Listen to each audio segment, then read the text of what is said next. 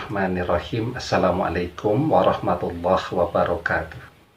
Bapak-bapak, ibu-ibu, mas-mas, mbak-mbak, khususnya adik-adikku sekalian yang dirahmati Allah dimanapun Anda berada. Kembali di IIP Channel bersama saya, IIP Wijayanto. Kali ini tema kita adalah lelah mengejar mantan. Lakukan saja semampumu, dan setelah itu serahkan kepada Allah untuk menyelesaikannya. Ya, capek ya mengejar mantan ya, kemeringet, dan itu luar biasa. Kalau orang olahraga, kemeringetnya itu memang kemeringet lelah ya, karena aerobik ya, karena menggerakkan tubuh dan seterusnya tadi. Setelah olahraga jadi sehat. Tetapi ketika orang mengejar mantan, itu selain kemeringet yang seperti itu tadi, di rumah dia juga kemeringet, tapi kemeringet dingin ya. Jadi karena stres ya, berpikir sangat keras, apalagi yang harus dia lakukan ya. Ada begitu banyak hal yang mengganjal dan ingin dibicarakan, unek-unek yang ingin disampaikan, pengen bicara dari hati ke hati, tapi tidak ada kanal. Tidak ada saluran, semua saluran ditutup. Akhirnya cuma berputar-putar di dirinya sendiri sampai keringetan.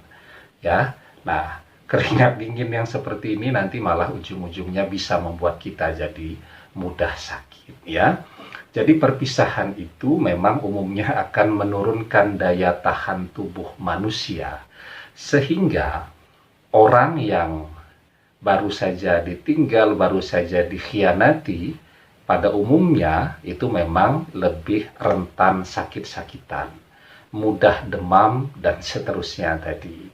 Nah, oleh karena itu ya, yang paling penting sekarang kita sudah melakukan yang terbaik sesuai dengan kadar kemampuan kita. Ada dua keinginan kan? Yang pertama keinginan kita, yang kedua keinginan mantan. Mencari titik temunya ini kan tidak ketemu-ketemu sekarang ya. Karena seperti beberapa kali saya sampaikan, yang satu ingin kembali, yang satu ingin lari. Sehingga memang tidak akan pernah ketemu ya.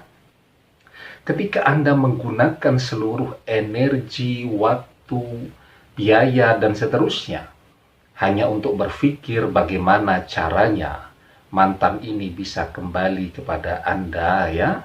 Dan itu tadi yang saya katakan di awal, Anda akan mengalami fase kelelahan yang luar biasa. Badan Anda akan kurus ya, sehingga Anda menjadi seseorang yang tidak menarik lagi ya. Nah, apa yang harus dan bisa dilakukan pada saat ini?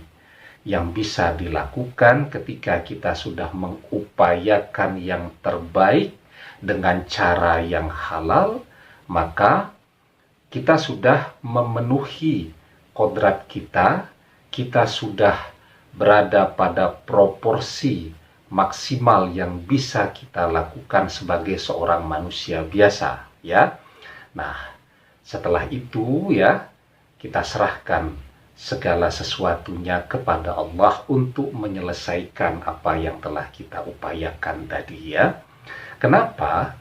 Karena memang ada teritori, ranah atau wilayah-wilayah yang bukan wilayahnya manusia, bukan haknya manusia, tetapi itu adalah haknya Allah, hak prerogatif Allah untuk memutuskan ini layak kembali atau layak untuk berpisah.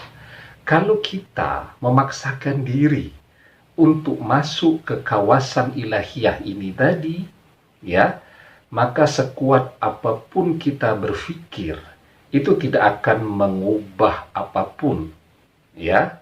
Nah, sehingga memang sekarang yang bisa kita lakukan adalah belajar untuk berserah diri kepada Allah, belajar untuk bertawakal, dan belajar untuk lebih banyak berdoa dan memohon kepada Allah Subhanahu wa Ta'ala. Ya, jadi kalau usahanya ini sudah maksimal, kita bisa lihat Apa yang masih kurang? Oh, ternyata doanya yang memang kurang. Kita kan terlalu banyak meyakini bahwa ketika kita mau berusaha, kita bisa mengubah segalanya.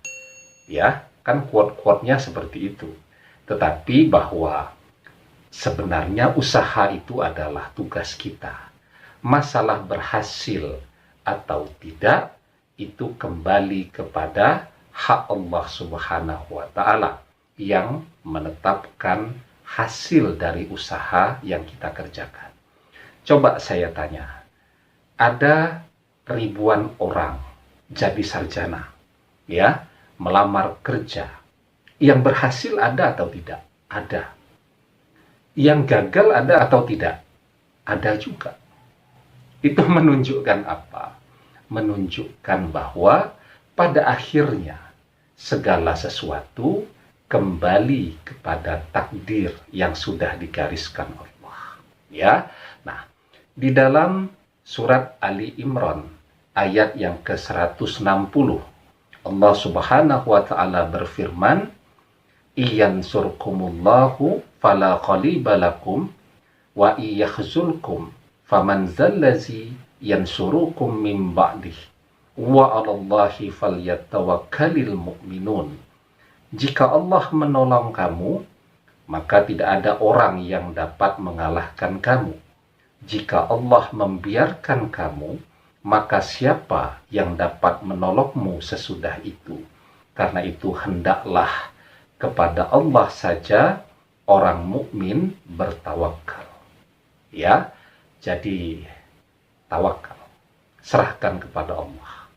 Kalau Allah menurunkan pertolongan kepada kita, sekeras apapun penolakan dari mantan, maka dia akan kembali. Tetapi kalau kita tidak pernah mencoba meminta pertolongan Allah, siapa yang akan membantu kita? Demikian, semoga bermanfaat. Wallahu a'lam bishawab, billahi taufiq wal hidayah. Assalamualaikum warahmatullahi wabarakatuh.